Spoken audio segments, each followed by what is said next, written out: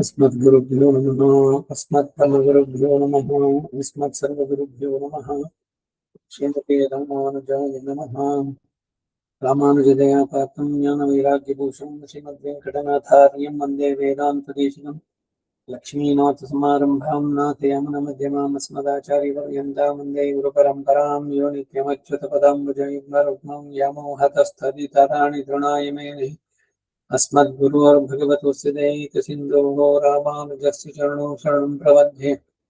मातापिता युवतीयस्तनया विभूतिः सर्वं यदेव नियमेन मदन्मया नामाद्यस्य नः कुलपतेर्मुकुन्दाभिराम श्रीमत्तदङ्घ्रिगणं प्रणमामि मूर्ध्नाभूतं सरश्च महदाह्वयभट्टनहत श्रीभक्तिसारकुलशेखर योगिवाहान् भक्ताङ्घ्रिरेणुपरकालयतीन्द्रनिशान् श्रीमत्पराङ्कुशमुनिं प्रणतोऽस्मि नित्यम्.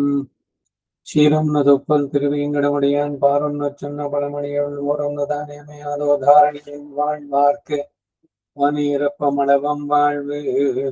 ஸ்ரீமான் வெங்கடநாதார்யா கவிதார்க்கிக கேசரி வேதாந்தாச்சாரிவத்யோ மே சந்நிதத்தாம் சதாபதி.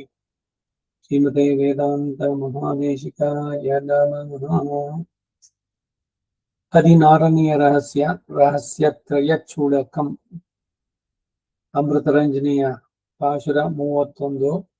ஓதுமுறை நான்கதனில் ஓங்குமொரு முன்னினுள்ளே நீதி நிறவள் வாய் நிற்கின்னோம் போதமரும் பேராயிரமும் திருவும் பிரியாத நாராயணன் அருளால் நாமன்.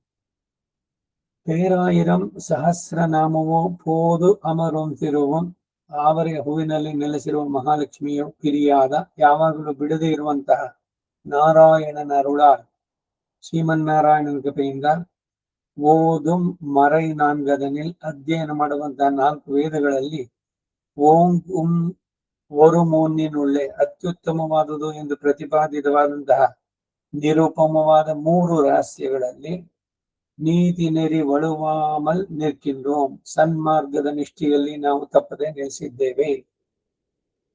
சதாச்சாரிய கடாட்சமுடையனான சரணாகதனுக்கு ரகசியத்ரயார்த்தம் நித்திய போக்கியம். இவற்றில் திருமந்திரம் சர்வசங்கிரகம்.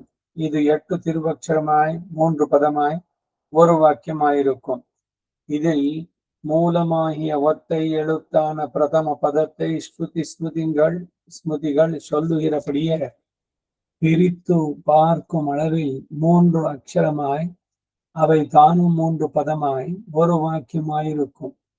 இதில் பிரதமாட்சரமும் சர்வ காரணபூதனாய் சர்வரட்சகனாய் சர்வசேஷியும் ஆன ஸ்ரீயப்பதியை சொல்லுகிறது. எங்கனே என்னில் வாச்சங்களுக்கெல்லாம் மூலமானவனை வாசகங்களுக்கும் எல்லாம் மூலமானவிது காட்டும் என்று புராணம் சொல்லித்து அவரட்சணை என்கிற தாத்துவிலே நிஷ்பன்னமாய் சர்வரட்சகனாக காட்டுகிறது. இதிலேறி லோபித்த சதுர்த்தி ரட்சணீயமான ஜீவனுடைய தாதர்த்தியத்தை சொல்லுகையால சர்வரட்சகனுடைய சர்வசேஷித்துவமும் சித்திக்கிறது. இச்சேஷி பாவம் ஒழியாக புறமானபடியாலே ஷரீராத்ம பாவம் வரும்படி கண்டுகொள்வது.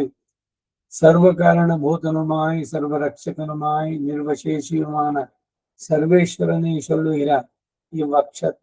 இவ்வக்ஷரத்தில் துவயத்திற்போலே யதா பிரமாணம் உபயுக்த சகதர்மச்சாரிணி ಸಂಬಂಧமும் ವಿವಕ್ಷಿತಂ.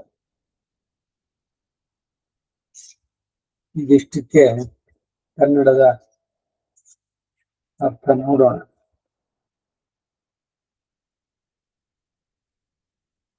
ರಹಸ್ಯತ್ರಯ ಶ್ಲೋಕಕ್ಕೆ ಸಾರ ಸಂಕ್ಷೇಪ ಅಂತ ಕೂಡ ಹೆಸರು.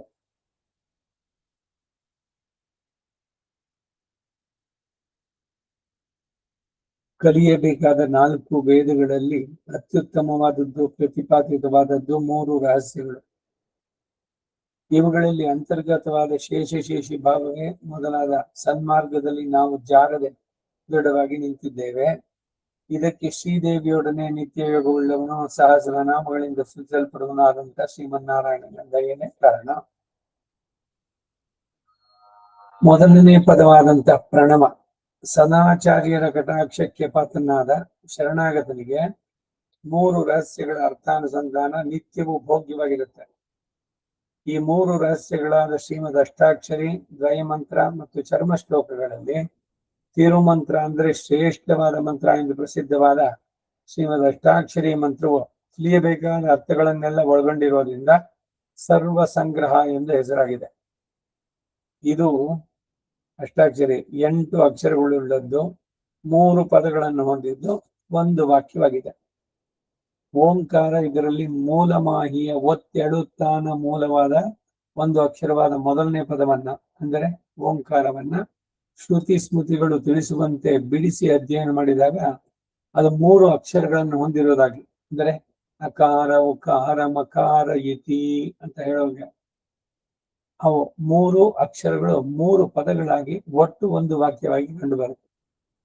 ಮೊದಲು ಪ್ರಣವ, ಆಮೇಲೆ ನಮಃ, ಆಮೇಲೆ ನಾರಾಯಣಾಯ. ಮೊದಲನೇದು ಒಂದು ಪದ, ಎರಡನೇದು ನಮಃ 2 ಪದ, ನಾರಾಯಣಾಯನು 5, 2, 7, 1, 8. ಇದು ಅಷ್ಟಾಕ್ಷರಿ 8 ಅಕ್ಷರ. ಅಕಾರ ಇವುಗಳಲ್ಲಿ ಮೊದಲು ಅಕಾರ ಅಂದರೆ ಅಕಾರವು ಸರ್ವ ಕಾರಣಭೂತನು, ಸರ್ವರಕ್ಷಕನು, ಸರ್ವಶೇಷಿಯೂ ಆದಂತಹ ಶ್ರೀಯಪತಿಯನ್ನೇ ತಿಳಿಸುತ್ತೆ. ಅಕಾರ ವಾಚ್ಯನಾದವನು ಭಗವಂತ, ಸರ್ವಶಬ್ದ ವಾಚ್ಯ ಅಕಾರದಿಂದ. ವಾಚ್ಯ ಪದಾರ್ಥಗಳಿಗೆಲ್ಲ ಮೂಲವಾದವನಾದಂತಹ ಭಗವಂತನನ್ನ ವಾಚಕಗಳಿಗೆಲ್ಲ ಮೂಲವಾದ ಈ ಅಕಾರವು ಬೋಧಿಸುತ್ತೆ ಅಂತ ಪುರಾಣಗಳು ಹೇಳುತ್ತವೆ. ಅವರಕ್ಷಣೆ ಎಂಬ ಧಾತುವಿನಿಂದ ನಿಷ್ಪನ್ನವಾದ ಈ ಪದ ಅಕಾರ ಅವನು ಸರ್ವ ರಕ್ಷಕತ್ವವನ್ನು ಹೇಳುತ್ತೆ.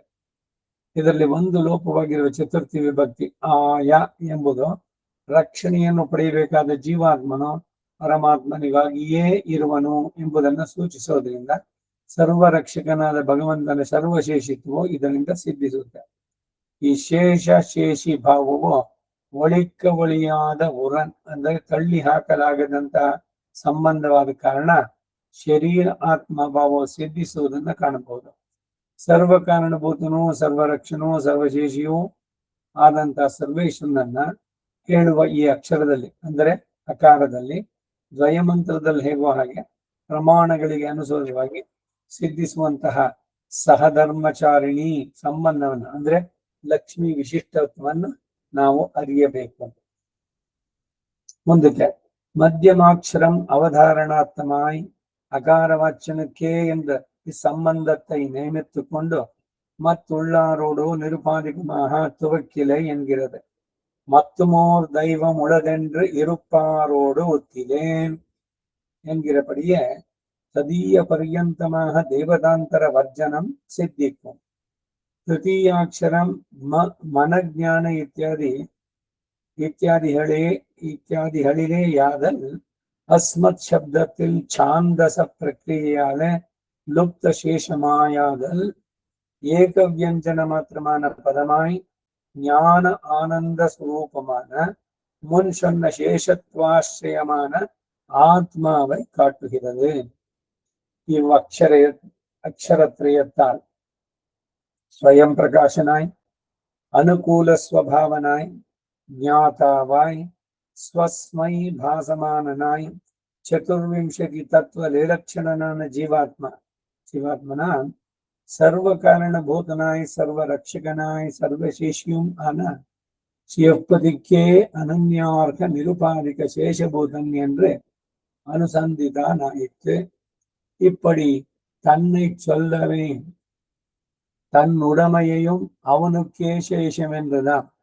தாசபூதாஸ்வத சர்வே மமநாதா அகாரார்த்தோ விஷ்ணு கண்ணபுரமொன்றுடையானுக்கு அடியேன் ஒருவர்க்கு உரியேனோ இத்தியாதிகளை இங்கே அனுசந்திப்பது. பதிக்கு சேஷமென்னுமே பத்னிக்கும் சேஷமென்றதாம். மத்தியமாட்சரம் லக்ஷ்மி வாச்சகமாய் மகாரவாச்சனான ஜீவன் இருவருக்கும் தாசபூதன் என்கிற யோஜனையில்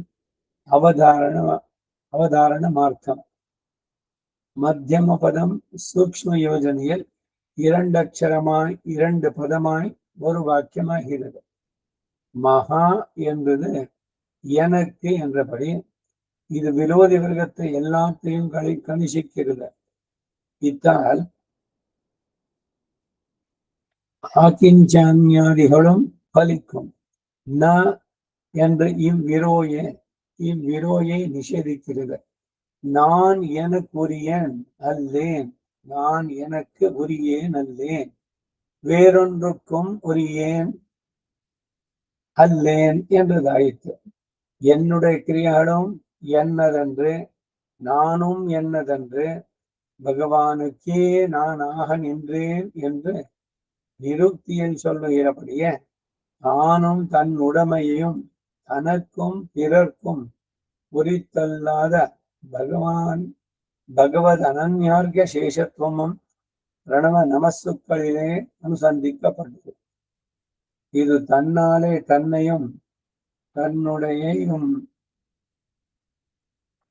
சேர தன்னோடு துவக்கருக்கிறதாகவும் ஆகும். இத்தாலே அகங்கார மமகாரங்களாகிற சம்சார மூலங்கள் ಛೇದಿக்கப்பட்டன. அச்சித் விலட்சணான நான் சுயப்பதிக்கே சேஷபூதன், அவர் என்னுடைய சுவாமி என்கிற யதாவஸ்தித அகங்கார மமகாரங்கள் அனுகுணம். யானே என் தனதே இத்தியாதிகள் சொல்லுகிறார். விபரீத அகங்கார மமகாரங்கள் தோஷம். அவைகளாயித்து இங்கே கழிக்கப்படுகின்றன. கீழே அந்நசேஷத்துவம் கரிகையாக தனக்கு தானும் வேறொன்னும் நிருபாதிக சேஷம் அன்று என்ற பலிக்கையாக நமசு ஸ்வஸ்வாதந்திர நிவೃத்தியை சொல்லுகிறதாகுமா? அதாவது லௌகிக தாசாதிகள் படியன்றிக்கே ಸ್ವವ್ಯಾಪಾರத்தில் ನಿತ್ಯ ಪರಸಾಪೇಕ್ಷ ನಾಹೈ. ಇಷ್ಟಕ್ಕೆ ನೋಡೋಣ. ಉಕಾರ ಅಷ್ಟಾಕ್ಷರದಲ್ಲಿ ಅಕಾರ ಎಂಬುದರ ಅರ್ಥ ನೋಡಾಯಿತು. ಲಕ್ಷ್ಮೀ ವಿಶಿಷ್ಟತ್ವ, ಅದು ಭಗವದ್ಗನ್ನೇ ಸಂಬೋಧಿಸೋದು. ಉಕಾರ ಮಧ್ಯಮ ಅಕ್ಷರವಾದ ಉಕಾರ ಅಕಾರವಾಚನಾದ ನಾರಾಯಣನಿಗೆ ಎಂದು ನಿರೂಪಿಸಿ ಈ ಸಂಬಂಧವನ್ನ ನಿರ್ಧಾರಗೊಳಿಸಿ ಮತ್ತೆ ಉಳಿದವರೊಡನೆ ತನಗೆ ನಿರುಪಾಧಿಕ ಸಂಬಂಧ ಇಲ್ಲ ಎಂಬುದನ್ನ ಒತ್ತಿ ಒತ್ತಿ ಹೇಳುವಂತಹ ಅವಧಾರಣಾರ್ಥವನ್ನು ಹೊಂದಿದೆ. ಮತ್ತು ಮೋರ್ ದೈವಂ ಉಳನೆಂದು ಇರುಪಾರೋಡುತ್ತೇನೆ, ಅಂದರೆ ಮತ್ತೊಂದು ಬೇರೆ ದೇವತೆ ಇದೆ ಎಂದಿರುವರೊಡನೆ ನಾನು ಸೇರುವುದಿಲ್ಲ ಎಂದು ಹೇಳಿರುವಂತೆ ದೇವತಾಂತರ ವರ್ಜನ ಆಯಾ ದೇವತೆಗಳಿಗೆ ಸಂಬಂಧಪಟ್ಟರವರೆಗೂ ಸಿದ್ಧಿಸುತ್ತೆ. ಮುಂದಿಂದು ಮಕಾರ, ಮೂರನೆಯ ಅಕ್ಷರ. ಮನಜ್ಞಾನ ಎಂಬ ಧಾತುವಿನಿಂದ ಇದು ನಿಷ್ಪನ್ನವಾಗಿದೆ ಅಂತ ಹೇಳ್ಬೋದು. ನಾನು ಎಂಬ ಅಸ್ಮತ್ ಶಬ್ದದಲ್ಲಿ ವೇದ ಪ್ರಕ್ರಿಯೆಗಳಿಗೆ ಅನುಸಾರವಾಗಿ ಉಳಿದ ವರ್ಗಗಳು ಲೋಪವಾಗಿ ಮ ಎಂಬ ಒಂದೇ ಒಂದು ವ್ಯಂಜನಾಕ್ಷರವೇ ಒಂದು ಪದವಾಗಿದೆ. ಮೇಲೆ ಹೇಳಿದ ಶೇಷತ್ವಕ್ಕೆ ಆಶ್ರಯನಾದವನು ಜ್ಞಾನಾನಂದ ಸ್ವರೂಪನಾದಂತಹ ಜೀವಾತ್ಮನನ್ನ ಈ ಅಕ್ಷರ ಶಬ್ದ ತೋರಿಸುತ್ತೆ. ಆ ಉ ಮ ಎಂಬ ಮೂರು ಅಕ್ಷರಗಳ ಒಟ್ಟು ಅರ್ಥ, ಈ ಮೂರು ಅಕ್ಷರಗಳಿಂದ ಪ್ರತಿಪಾದ್ಯವಾದಂತಹ ಅರ್ಥ ಇದು. ಪ್ರತಿಪಾದ್ಯವಾದಂತಹ ಅರ್ಥ ಸ್ವಯಂ ಪ್ರಕಾಶನು, ಅನುಕೂಲ ಸ್ವಭಾವನು, ಜ್ಞಾತೃವು, ತನಗೆ ತಾನೇ ಪ್ರಕಾಶಿಸುವವನು, ಪ್ರಕೃತಿ, ಮಹತ್ವ, ಅಹಂಕಾರ, ಪಂಚತನ್ಮಾತ್ರೆಗಳು, ಪಂಚಭೂತಗಳು, 11 ಇಂದ್ರಿಯಗಳು ಎಂಬ 24 ತತ್ವಗಳಿಂದ ಬೇರೆಯಾದವನು ಆಗಿಲ್ಲ. ಜೀವಾತ್ಮನಾದ ನಾನು ಸರ್ವ ಕಾರಣಭೂತನು, ಸರ್ವರಕ್ಷಕನು, ಸರ್ವಶೇಷಿಯು ಆದಂತಹ ಶ್ರೀಯಪತಿಯಾದ ಶ್ರೀಮನ್ನಾರಾಯಣಗೇನೇ ಅನನ್ಯಾರ್ಹ ನಿರುಪಾದಿತ ಶೇಷಭೂತನಾಗಿರುವೆ ಎಂದು ಅನುಸಂಧಾನ ಮಾಡಬೇಕು ಎಂದಾಗುತ್ತೆ. ಇಲ್ಲಿ ತನ್ನನ್ನು ಹೇಳಿರೋದ್ರಿಂದ ತನಗೆ ಸೇರಿದ್ದೆಲ್ಲವೂ ಅವನಿಗೆ ಶೇಷಭೂತವಾದದ್ದು ಅಂತ ಹೇಳಿದಾಯ್ತು. ದಾಸಭೂತಾಃ ಸ್ವತಃ ಸರ್ವೇ ಆತ್ಮಾನಃ ಪರಮಾತ್ಮನಃ ಅತೋಹಮಪಿ ತೇ ದಾಸಃ ಇತಿ ಮತ್ವ ನಮಾಮ್ಯಹಂ. ಅಂದರೆ ಎಲ್ಲ ಆತ್ಮರುಗಳು ಸ್ವರೂಪತಃ ಪರಮಾತ್ಮನಿಗೆ ದಾಸರು, ಅದರಿಂದ ನಾನು ನಿನಗೆ ದಾಸನು ಹೀಗೆ ತಿಳಿದು ನಾನು ನಮಿಸುತ್ತೇನೆ ಎಂದು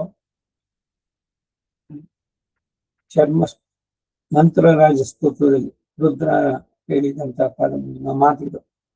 ಮಮನಾಥ ಯದಸ್ತಿಯೋಸ್ಮ್ಯಹಂ ಸಕಲಂ ತದ್ವಿತವೈವ ಮಾಡುವ ಸ್ತೋತ್ರರತ್ನ ನಿಯತ ಸ್ವಮಿತಿ ಪ್ರಬುದ್ಧದಿ ಅಥವಾ ಕಿನ್ನು ಸಮರ್ಪಯಾಮಿತೆ ಅಂದ್ರೆ ಇಲ್ಲ ಈ ಪ್ರಭವೇ ನನಗೆ ಸಂಬಂಧಿಸುವುದು ಏನೇದಿದೆಯೋ ಆ ಮದಿಯಂಚನಿಖಿಲಂ ಚೇತನ ಅಚೇತನಾತ್ಮಕಂ ಸ್ವಕೈಂಕರ್ಯೋಪಕರಣಂ ಹೇ ವರದ ಸ್ವೀಕೃತ ಸ್ವಯಂ ನ್ಯಾಸ ದಶಕದಲ್ಲೂ ಸುಂದರವಾಗಿ ಹೇಳಿದ್ದಾರೆ.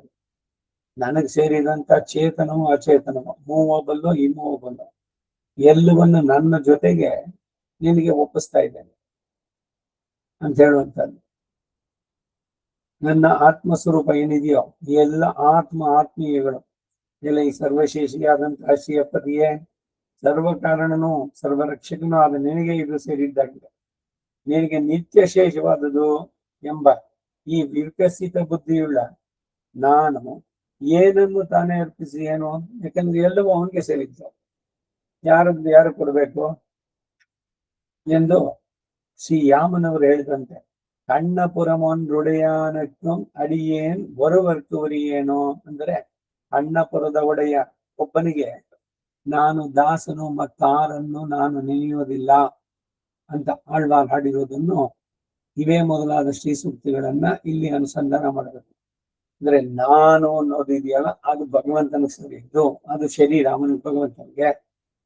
ಇನ್ನು ಈ ಜೀವಾತ್ಮವನ್ನು ಬಿಟ್ಟು ಈ ಶರೀರ ಏನಿದೆ ಇದರ ಜೊತೆಗಿರುವಂತಹ ಸ್ಥಿರಚರ ಎಲ್ಲ ಕೂಡ ಎಲ್ಲವನ್ನು ಒಟ್ಟಿಗೆ ಭಗವಂತನಿಗೆ ಈ ಆತ್ಮ ಸಮರ್ಪಣೆ ಮಾಡುವಂಥದ್ದು. ಮಾಂ ಮದೀಯಂಚನಿಖಿಲಂ ಚೇತನ ಅಚೇತನಾತ್ಮಕಂ ಸ್ವಕೈಂಕರ್ಯೋಪಕರಣಂ ಹೇ ವರದ ಸ್ವೀಕುರು ಸ್ವಯಂ ಅಂತ ಹೇಳಿದಂತೆ. ಪತಿಗೆ ಶೇಷಭೂತ ಎಂದರೆ ಶ್ರೀಮನ್ನಾರಾಯಣನಿಗೆ ಶೇಷ ಅಂತಂದ್ರೆ ಪತ್ನಿಯಾದ ಶ್ರೀದೇವಿಗೂ ಶೇಷಭೂತ ಅಂತ ಹೇಳಿದಂತಾಯ್ತು. ಯಾಕೆಂದ್ರೆ ಅವರು ಎಂದೆಂದಿಗೂ ಅಗಲದ ದಂಪತಿಗಳು. ಅಹಲಗಿಲ್ಲೇ ನಿರೆಯೋ ಮೆನ್ನೆ ಅಲರ್ಮೇಲ್ ಮಂಗ ಗುರೆಮಾರ್ಬಾಹ, ಒಂದು ಕ್ಷಣವೂ ಅವಳು ಅವನನ್ನ ಅಗಲಿರುವುದಿಲ್ಲ. ರಾಘವತ್ವೇ ಭವೇ ಸೀತಾ ರುಕ್ಮಿಣಿ ಕೃಷ್ಣ ಜನ್ಮಸು ಅನ್ಯೇಷು ಚ ಅವತಾರೇಶು ಯೇಷ ನಿತ್ಯ ಅನಪಾಯಿನಿ ಅಂತ ಅವಳನ್ನು ಕೊಂಡಾಡುದು. ಒಂದು ಕ್ಷಣವೂ ಭಗವಂತನ ಬಿಟ್ಟು ಇವಳಿರೋಕ್ಕಾಗಲ್ಲ, ಹಾಗೆ ಅವನು ಕೂಡ ಪರಸ್ಪರ. ಮಧ್ಯಮಾಕ್ಷರವಾದ ಉಕಾರವು ಲಕ್ಷ್ಮೀದೇವಿಯನ್ನು ಹೇಳುವುದೆಂದು ಮಕಾರವಾಚ್ಯನಾದ ಜೀವನು ಅಂದ್ರೆ ಮಕಾರವಾಚ್ಯನಾದ ನಾರಾಯಣನಿಗೂ ಉಕಾರವಾಚ್ಯನಾದ ಶ್ರೀದೇವಿಗೂ ಇಬ್ಬರಿಗೂ ಶೇಷಭೂತ ಎಂದು ಅರ್ಥ ಮಾಡುವಂತಹ ಯೋಜನೆಯಲ್ಲಿ ಇವರಿಗೇ ದಾಸಬೋಧನಾದವನು ಮತ್ತಾರಿಗೂ ಅಲ್ಲ ಎಂಬ ಅವಧಾರಣಾರ್ಥವು ಕೂಡ ಅರ್ಥತಃ ಅಲ್ಲಿ ಸಿದ್ಧವಾಗತ್ತೆ ಅಂತ. ಮಧ್ಯಮ ಪದವಾದ ನಮಃ ಪ್ರಣವ ಆಯಿತು. ಇದು ನೆಕ್ಸ್ಟ್ ನಮಃ. ಮಧ್ಯಮ ಪದವಾದ ನಮಃ ಎಂಬುದು ಸೂಕ್ಷ್ಮ ಯೋಜನೆಯಲ್ಲಿ ಎರಡು ಪದಗಳಾಗಿ ಒಂದು ವಾಕ್ಯವಾಗಿದೆ. ಮಹಾ ಎಂಬುದಕ್ಕೆ ನನಗೆ ಅಂತ ಹೆಸರು ಎಂಬ ಅರ್ಥ. ಇದು ವಿರೋಧ ವರ್ಗ ಎಲ್ಲವನ್ನೂ ಸೂಚಿಸುತ್ತೆ. ಇದರಿಂದ ಆಕಿಂಜನ್ಯ ಮೊದಲಾದವುಗಳೆಲ್ಲ ಸಿದ್ಧಿಸುತ್ತೆ. ನ ಎಂಬುದು ಈ ವಿರೋಧ ವರ್ಗವನ್ನೆಲ್ಲ ನಿಷೇಧಿಸುತ್ತೆ. ನಾನು ನನಗೆ ಸಂಬಂಧಿಸುವುದನ್ನಲ್ಲ, ಹಾಗೇನೆ ಬೇರೆ ಯಾವುದಕ್ಕೂ ಸಂಬಂಧಿಸಿದವನು ಅಲ್ಲ. ನೀನ್ ಯಾರು ಅಂದ್ರೆ ಅದಕ್ಕಾಗಿನೇ ಜಪ. ಅಹಂ ನಾರಾಯಣಾಯ ಭವೇಯಂ ನ ಮಾಮಸ್ಯಾಂ, ನಾನು ನನಗಾಗಿ ಅಲ್ಲ, ನಾನು ನನ್ನವನೇ ಅಲ್ಲ. ಬಹಳ ವಿಚಿತ್ರವಾಗಿ ಕಾಣಿಸುತ್ತೆ ಇದೆ. ನನ್ನದು ಅನ್ನೋದು ಏನೂ ಇಲ್ಲ ಇಲ್ಲಿ. ಈ ಅರಿವು ಸದಾ ಇದ್ಬಿಟ್ರೆ ಸುಖ ಮುನಿದಾಳ್ವಾರ್ ಈ ಮೂಲಹಿ ಶುಕಮುನಿ ಬ್ರಹ್ಮವಾದಿನೋ ವದಂತಿ ಅಂತ ವೇದ ಹೇಳೋನ್ಗೆ ತಿಳಿದವರು ಬ್ರಹ್ಮವನ್ನು ಅಥವಾ ಅವನನ್ನು ತಿಳಿಯೋದಕ್ಕೆ ಪ್ರಯತ್ನ ಮಾಡ್ತಿರುವಂಥದ್ದು. ಹೀಗೆ ನಾ ಎಂಬುದು ಈ ವಿರೋಧಿ ವರ್ಗವನ್ನೆಲ್ಲ ನಿಷೇಧಿಸುತ್ತೆ. ನಾನು ನನಗೆ ಸಂಬಂಧಿಸಿದವನಲ್ಲ, ಹಾಗೆ ಬೇರೆ ಯಾವುದಕ್ಕೂ ನಾನು ಸಂಬಂಧಿಸಿದವನಲ್ಲ ಎಂಬ ಅರ್ಥ ಇದರಿಂದ ತೋರುವಂತದ್ದು. ನನ್ನ ಕ್ರಿಯಾದಿಗಳೆಲ್ಲವೂ ನನ್ನದಲ್ಲ, ನಾನು ನನ್ನದಲ್ಲ, ಭಗವಂತನಿಗೆ ನಾನು ಸೇವಿದವನಾಗಿದ್ದೇನೆ ಎಂಬ ನಿರ್ವಚನಕ್ಕೆ ಅನುಸಾರವಾಗಿ ತಾನು ತನಗೆ ಸೇರಿದ್ದು ಸಹ ತನಗಾಗಲಿ ಮತ್ತೆ ಯಾರಿಗಾಗಲಿ ಸಂಬಂಧಿಸಿದ್ದು ಆಗದೆ ಭಗವಂತನೊಬ್ಬನಿಗೇ ಶೇಷವಾಗಿದೆ ಅಂತ ಹೇಳುವಂತಹ ಪ್ರಣವದಲ್ಲಿಯೂ ನಮಃ ಎಂಬುದರಿಂದ ಅದರಲ್ಲೂ ಅನುಸಂಧಾನ ಮಾಡಬೇಕಾಗಿದೆ. ಇದರಿಂದ ತನಗೂ ತನ್ನದಕ್ಕೂ ತನ್ನೊಡನೆ ಸಂಬಂಧ ನಿವಾರಣೆ ಮಾಡಿದೆ. ಇದರಿಂದ ಅಹಂಕಾರ ಮಮಕಾರಗಳು ಎಂಬ ಸಂಸಾರದ ಮೂಲ ಕಾರಣಗಳನ್ನ ಕತ್ತರಿಸಲಾಗಿದೆ. ನೀರ್ ನುಮದೆನ್ನಿವೈ ವೇರ್ ಮೊದಲ್ ಮಾಯ್ತು ಅಂತಂದ್ರೆ ನಾನು